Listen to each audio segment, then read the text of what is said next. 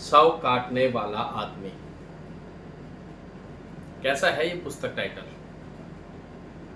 पहली बार जब ये किताब देखी तो ऐसा लगा कोई भयानक किताब पढ़ने जा रहा हूँ, जिसके शीर्षक में ही हिंसा है। पढ़ते हुए लगने लगा कि हाँ यार, हिंसा है, लेकिन ये एक रीति रिवाज वाली हिंसा है। मैं किसी दूसरे राज्य, किसी दूसरी जनजाति को पढ़ रहा हूँ और उसके कल्चर को, उसके समाज को समझने की कोशिश कर रहा हूँ। कहानी, बस एक सारांश कहानी का सुनाता हूँ। एक लड़का है बड़ी उम्र का, जिसको हम आदमी कह लेते हैं, जो अपने यहाँ का थंपा है, जिसका काम है शमशान घाट, जो उनके शमशान घाट है, वहाँ शवों की अंतिम क्रिया करना। और अंतिम क्रिया का रिवाज है शव को 108 टुकड़ों में काटना, और वो काटने के लिए जो एक्सपर्ट आदमी चाहिए वह थंपा है। कहानी वहीं से आगे बढ़ती है। वह अत्यधिक दारू पीता है, शराब पीता है, अपने काम को लेकर घृणा करता है, और धीरे धीरे वह आदमी उन चीज़ों में इतना खो जाता है कि भूल जाता है वह एक समाज का हिस्सा है। उसकी पत्नी है, बच्ची है, लेकिन दोनों से उसे कोई लगाव नहीं, कोई मोह नहीं। पर अचानक एक दिन मोह जागता है, बच्ची को लेकर मोह जागता है। उसको समाज में अपनी वैल्यू पता चलती है, और इसी दौरान कुछ ऐसा घटता है कि उसको उसका बचपन याद आता है, उसकी जवानी याद आती है, और वहीं पर उसे पता चलता है कि कोई उसकी खोज में है। जब ये खोज आगे बढ़ती है, जब ये कहानी आगे बढ़ती है, तो धीरे धीरे बहुत सारे सस्पेंस खुलते हैं, और आखिर में पढ़ते हुए ऐसा लगता है कि मैं जिस विभत्स दुनिया में था वहाँ से बाहर आ गया हूँ, क्योंकि अब मुझे यह देवदास लगने लगता है। जी, पढ़ते हुए लगने लगा कि मैं सही था। मैं किसी मनपा जाति की कोई आखिरी रस्म पर आधारित किताब पढ़ रहा था। किताब को पढ़ता गया धीमे धीमे।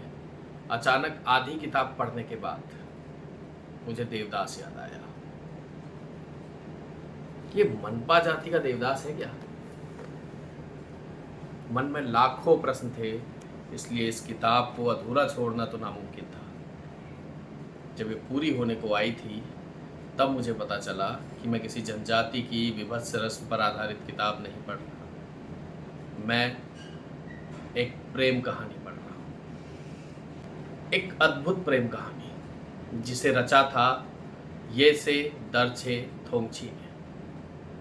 लेखक येसे दर्छे थोंगची ने मनपा जनजाति के शव काटने वाले आदमियों के जीवन को निकट से देखकर इस उपन्यास की रचना की है। मनपा यह एक बौद्ध धर्मावलंबी जनजाति है।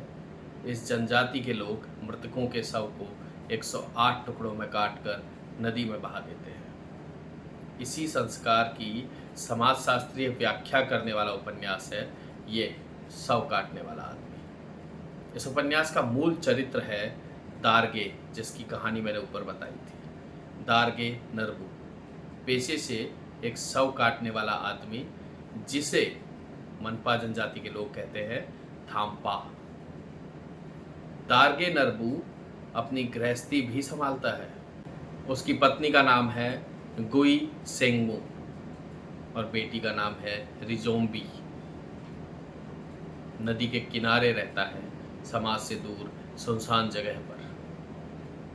उसका बचपन बीता है तवांग नामक जगह पर, जहाँ वो अपने परिजनों को याद करता है, दोस्तों को याद करता है, और उनकी याद में खोया रहता है। यह उपन्यास दार्गे नरबू पर है, एक शव काटने वाले आदमी की जीवन गाथा, और मेरी भाषा में कहोगे तो प्रेम गाथा। उसकी बचपन की दोस्त, जिसका नाम है आने सांगे नोरलजम, जो अब एक लामा बन चुकी है, बड़ी सन्यासिन बन चुकी है। इसी किताब के जरिए मुझे पता चला कि लामा, बौद्ध लामा परिवार बसा सकते हैं, गृहस्थ हो सकते हैं। हिंदू संतों की तरह, सन्यासियों की तरह उन्हें ब्रह्मचारी नहीं रहना पड़ता। वहाँ बौद्ध ब्रह्मचारी अपना गृहस्थ जीवन जी सकते हैं। ये बारीक बातें इस किताब में मौजूद है और वो सच है। किताब के आखिर में दो दार्गे और जो लामा सन्यासीन है उसकी प्रेम कहानी आपको समझ आएगी, इसलिए उसका सस्पेंस ख़त्म नहीं करना चाहता। आपको पढ़ते पढ़ते वो बात खुद समझ में आएगी कि आप एक प्रेम कहानी में खोए हुए थे। दर्जे थोंगची असमिया के महत्वपूर्ण कहानीकार हैं। शव काटने वाला आदमी मूलतः असमिया भाषा की रचना है जिसे दिनकर कुमार ने हिंदी में अनुवाद किया है। ये से दर्जे थोंगची मूलतः अरुणाचल प्रदेश के कामेंग जिला में स्थित जीगांव नामक पहाड़ी गांव के निवासी हैं। उन्होंने बचपन से ही असमिया भाषा में कविता, नाटक आदि लिखना शुरू कर दिया था और बाद में कहानी और उपन्यास भी वे लिखने लगे। उनके कहानी, उपन्यास और नाटक अरुणाचल की विभिन्न जनजातियों की अनोखी जीवन शैली पर आधारित है। असमिया में उनकी रचनाओं के लिए उनकी तुलना नाइजीरियन उपन्यासकार चिनवा आचिबे के साथ की जाती है।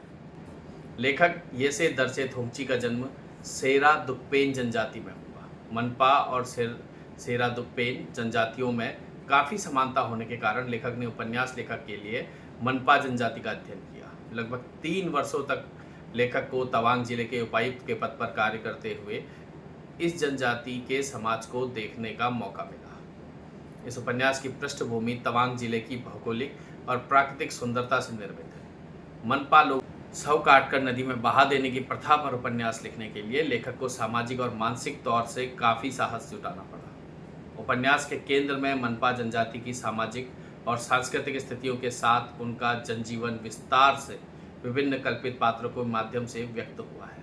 उपन्यास जबरदस्त है। इसमें बहुत सारी चीज़ें, बहुत सारी घटनाएं काल्पनिक हैं, लेकिन लेखक के अनुसार सब कुछ काल्पनिक नहीं है।